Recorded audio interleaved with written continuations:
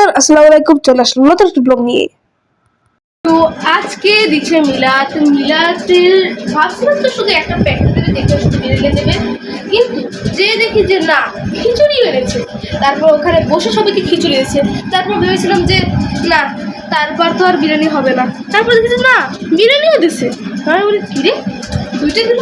তারপর জানতে পারলাম একজনের বিয়ে, তাই দিচ্ছে খিচুড়ি এবং মিলাদের জন্য দিচ্ছে বিরিয়ানি।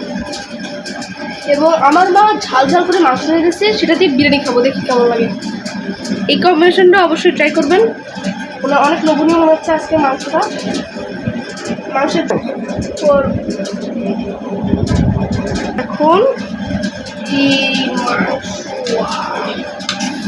একদম পুরে মুখে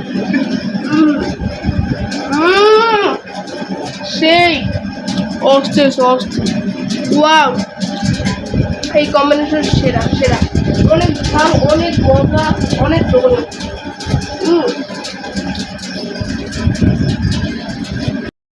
তো আমরা খাওয়া দাওয়া করে বিকেল টাইমে রওনা দিছি বাসার উদ্দেশ্যে। আমার মনটা অতটা ভালো লাগতেছে না, কারণ কত সুন্দর আমার নানু বাড়ি ছেড়ে চলে যাচ্ছি। আজ অনেকদিন পরে এসেছি, আবার তাড়াতাড়ি চলে যাচ্ছে, এর জন্য ভালো লাগছে না। এই এই রাস্তাটা যে সোজা এই গেটের দিকে যায় না, ওইটা আমার কাছে অনেক ভালো লাগে। এই রাস্তা থেকে যখন হাঁটি তখন মনে পড়ে যে আমার পাশে আমার আগের আমার সব নানু আপু, তারপর আমার খালামণি সবাই একসাথে হাঁটতে আসি, এরকম মনে হয়। এখন আমরা চলে যাব রাস্তার পথ দিয়ে। ভ্যানে উঠেছি। ভ্যানে উঠে এইখানে বসে আমি আর আমার মামা সব সময় একটু মোবাইল দেখতাম। এবং এই এই চরটা আমার কাছে অনেক ভাল লাগে। এই চরের উপরে নীল আকাশ, কত সুন্দর মেঘ এবং আশেপাশের গাছগাছালি, কি সুন্দর।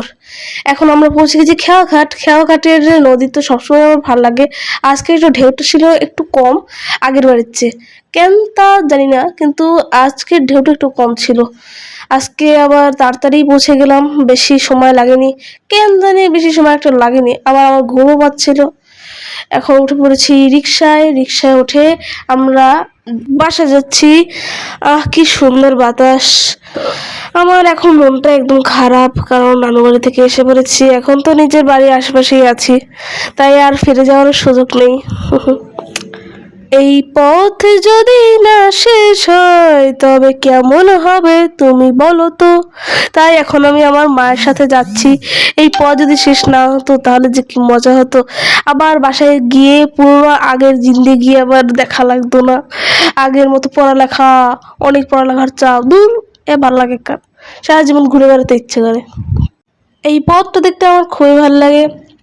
আস্তে আস্তে আমি আর এবং আমার মা চলে আসলাম বাসায়। আজকে তাড়াতাড়ি এসে পড়লাম কেমন জানি, কিন্তু এসেই আমরা রাত্রের খাবারের জন্য ডিম পোচ, কলা এবং রুটি।